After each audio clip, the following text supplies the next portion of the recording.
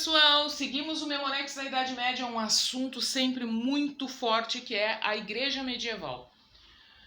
A Igreja Medieval, para mim, ela é uma senhora feudal, por isso que está aqui, a Igreja Feudal, tá? Porque ela é a suzerana do momento, tá? Por quê? Porque era dona de um grande território, viviam juntos com o Estado, a Igreja e o Estado comandavam, por isso, um monopólio cultural, político e moral. A igreja tem esse monopólio. Além de aqui, a gente pode até acrescentar, dentro de uma visão geral e de uma visão atual da historiografia, também aqui a tecnologia. Se referindo à tecnologia da época, os estudos eram feitos aonde? Nos monastérios, os mosteiros, as ordens religiosas da época estudavam, escreviam, analisavam, compreendiam. Então, por isso que quando nós falamos em Idade Média como Idade das Trevas, a gente não pode generalizar o termo, por quê? Porque nesse lugar aqui, o conhecimento era pleno. Tá?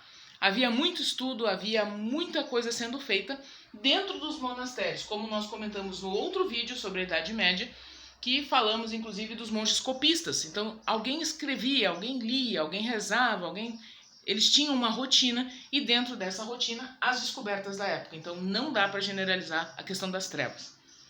Mas, seguindo para a igreja feudal e igreja medieval, tá?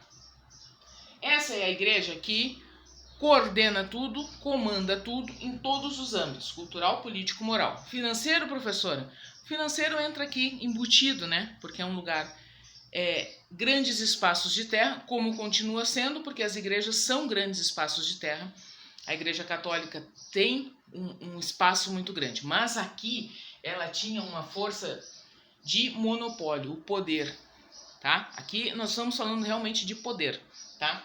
A Igreja Católica, ela cuida de toda essa parte aqui. Os seus monges e seus monastérios continuam seguindo um lugar de estudos. Tem muita coisa importante que vem dessa época por conta desses monastérios, tá?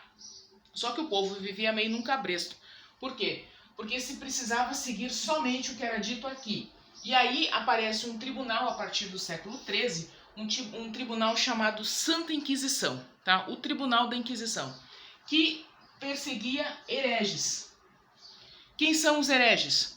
Qualquer pessoa que faça, fale, desenhe, escreva algo contrário à ideia da Igreja Católica, seja cultural, seja político, seja moral, tá?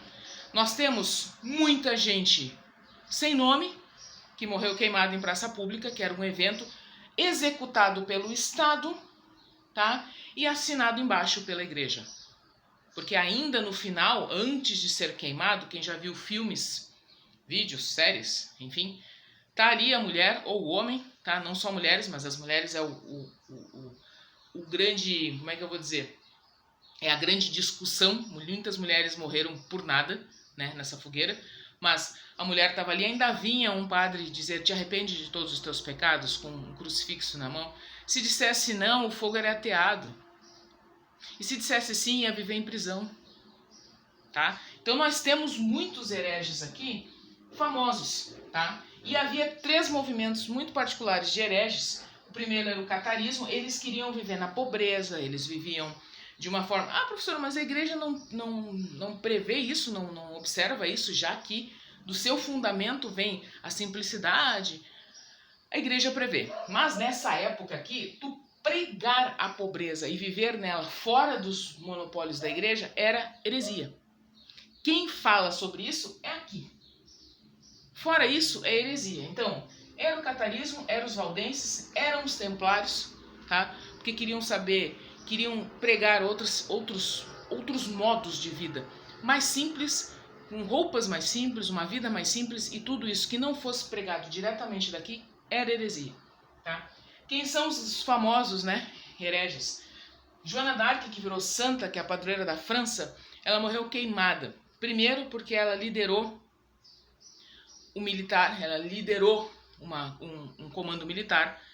Outra porque foi encontrada vestida com roupas de homem, nessa época não podia, tá? Foi feito lá como é que eu vou dizer, um esquema para que ela fosse encontrada vestida com roupas de homem. Por quê? Porque ela não ia cavalgar de vestido, óbvio, né? Mas e por conta de desordem e várias coisas, ela foi queimada em praça pública. Santa Joana d'Arc, tá? Padroeira da França. Giordano Bruno, que é um grande filósofo, pensador, estudioso, também foi queimado em 1600 em praça pública, tá? Por conta de heresias, dos seus escritos, dos seus pensamentos, das suas falas, do que ele defendia. Galileu Galilei, da mesma forma, também, tá? Foi condenado, mas precisou se retratar em praça pública, dizendo que estava equivocado ao falar sobre o sistema solar, sobre que a Terra não era o centro do universo.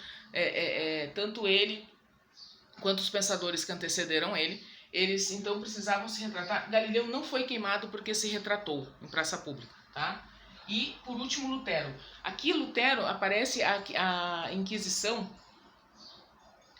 romana, porque ela vem para barrar as ideias do luteranismo, do protestantismo, tá? Protestantismo. Mas todos são ligados à Santa Inquisição. A Inquisição persegue todos eles, mata quem pode matar, e quem se retrata, então, fica livre disso, tá? Essa é a Igreja da Idade Média, uma grande suzerana que tomou conta de todo o pensamento desse período, tá? Sim, é assunto de vestibular, de Enem, de concurso, da prova de escola, do que vocês estiverem fazendo, porque a igreja é meio central dentro da história da Idade Média e principalmente também por conta da Inquisição. Um detalhe antes da gente concluir. Era aprovado qualquer tipo de tortura para que se dissesse sim, eu pequei, sim, eu errei. Era aprovado.